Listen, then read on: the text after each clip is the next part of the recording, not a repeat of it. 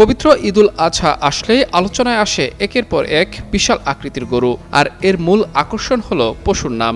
এবারও সামাজিক যোগাযোগ মাধ্যমে ঝড় তুলেছে মার্কিন প্রেসিডেন্ট ডোনাল্ড ট্রাম্প, ব্রাজিলের তারকা ফুটবলার নেইমার ও ভারতের প্রধানমন্ত্রী নরেন্দ্র মোদীর নামের গরু। তবে কুরবানির পশুর নাম রাখা কি জায়েজ?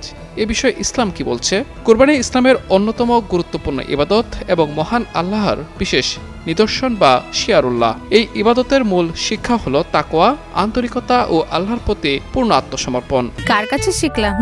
এই যে রাধুনী রেডিমিক্স গরুর মাংসের মশলা। গরু রান্নায় গুরু হওয়া কোনো ব্যাপারই না। কিন্তু সাম্প্রতিক সময়ে কুরবানির পশুর নাম নিয়ে এক ধরনের অস্বস্তিকর প্রতিযোগিতা ও বিদ্রুপাত্মক সংস্কৃতি দেখা যাচ্ছে।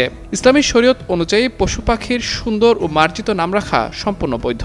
স্বয়ং মুহাম্মদ সাল্লাল্লাহু আলাইহি সাল্লাম এবং সাহাবে কেরাম তাদের পোষা প্রাণীদের নাম রাখতেন। রাসূল সাল্লাল্লাহু আলাইহি সাল্লামের উটের নাম ছিল আজবা ও কাসওয়া, আর ঘোড়ার নাম ছিল সাকব এবং খচ্চরের নাম ছিল দুলদুল। অতএব আদর করে কুরবানির পশুর একটি সুন্দর নাম রাখা ইসলামী সংস্কৃতিরই অংশ এবং এতে কোনো সমস্যা নেই। কিন্তু মানুষের নামে নামকরণ নয়, কারণ এটি ইসলামী আদব ও শালীনতার পরিপন্থী। এছাড়া কোনো পশুকে মানুষের নামে ডাকা পরোক্ষভাবে সেই ব্যক্তির নাম ও মর্যাদাকে খাটো করার শামিল হতে পারে। তাই এ ধরনের নামকরণ থেকে বিরত থাকাই উত্তম। অনেক সময় বিদ্বেষ বা উপহাসের উদ্দেশ্যে কুরবানির পশুর নাম রাখা হয় বিভিন্ন রাজনৈতিক নেতা বা বিতর্কিত ব্যক্তির নামে। ইসলামে কাউকে বিদ্রূপ করা কিংবা মন্দ নামে ডাকা কঠোরভাবে নিষিদ্ধ করা হয়েছে।